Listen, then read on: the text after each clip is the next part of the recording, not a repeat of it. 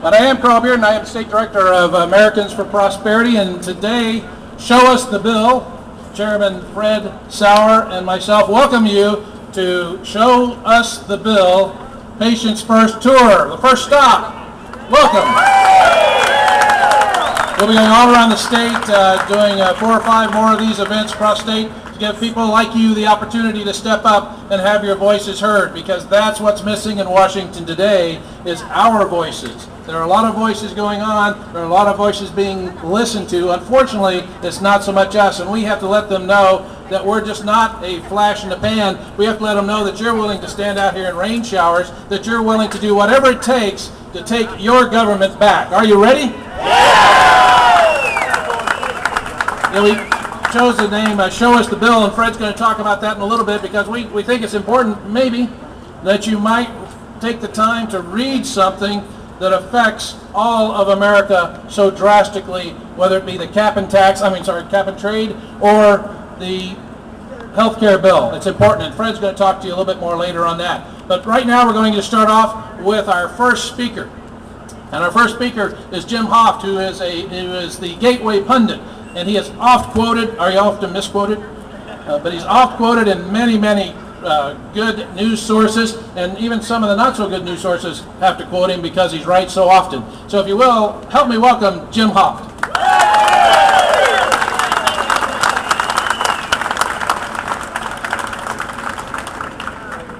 It's a little wet up here. Hello, Clayton. Hello, Missouri. Good morning. Some of you may be asking, why are we here today? We're here today because we're opposed to the efforts in Washington to ram through another bill that extends government control over our health care system. We're here today because no bills should be voted on without full and open debate that allows every citizen the time and opportunity to voice their objections. We're here today because we also understand that government control of health care will inevitably lead to inferior care, higher costs, and rationing. So let's talk a little about the history of this Congress. It started out in February with the so-called stimulus bill. That's right. In February, this Congress passed the $787 billion stimulus bill with less than 1 day's debate. They suggested that we would face economic calamity if the so-called stimulus bill wasn't passed immediately. This 1,071-page bill, 8 inches thick, was posted on a congressional website late at night on Thursday before the vote on Friday. This gave lawmakers just a few late-night hours to read it before debate resumed in both the House and Senate on Friday morning.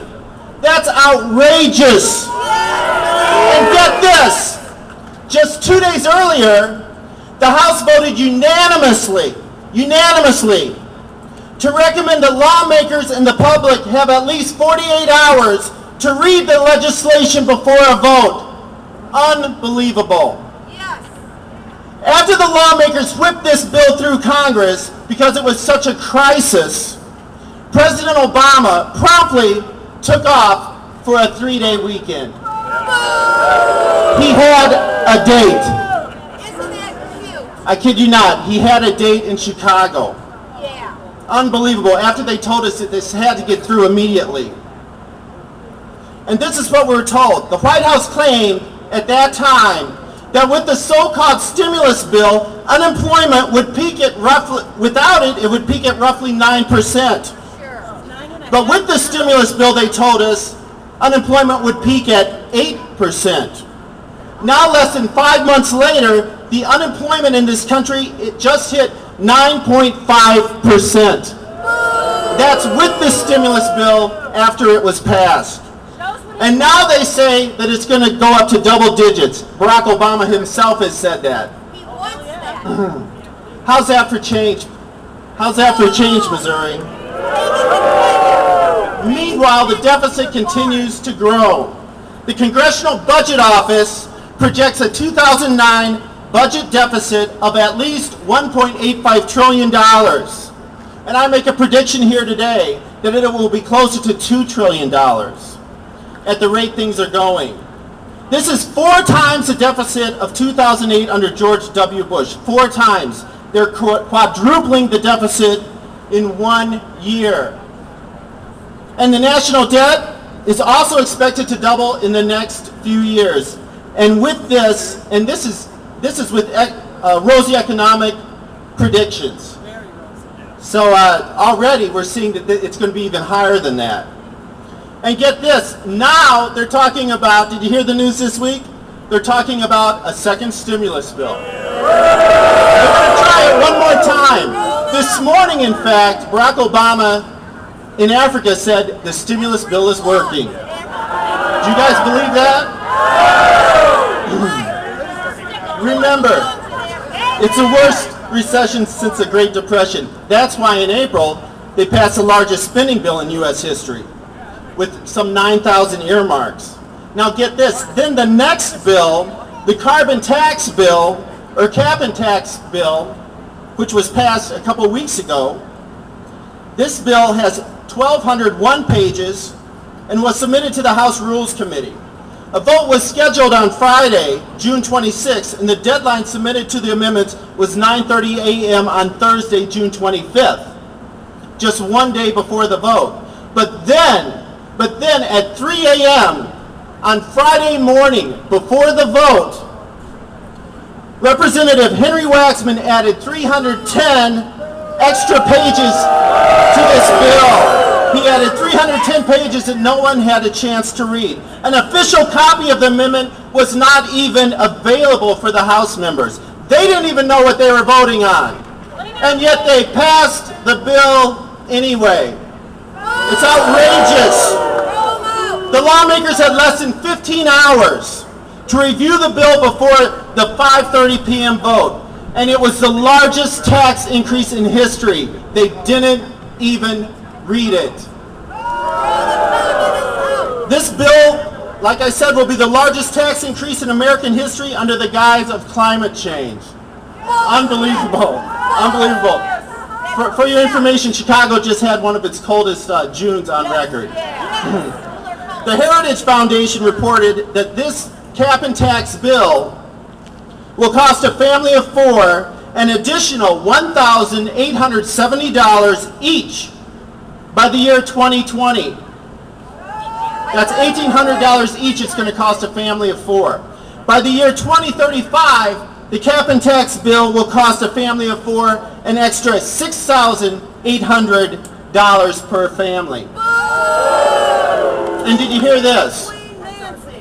And did you hear this? The cap and tax bill could mean that homeowners, that all of you who are homeowners would be required to retrofit your homes to meet federal green standards before you can sell them.